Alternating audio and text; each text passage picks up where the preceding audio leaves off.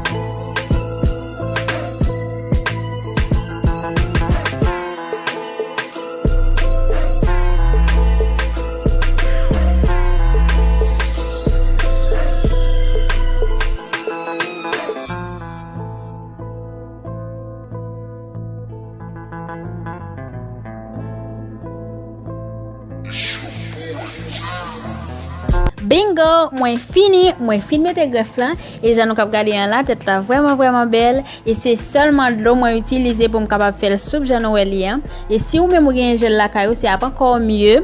Donc merci à vous même qui te prend temps qui te regarder vidéo ça pas oublier like vidéo quitter un commentaire abonner sur votre faire ça et puis inviter un autre ami puis ouais je viens d'avoir 32 16 13 72. Bye guys, à la prochaine.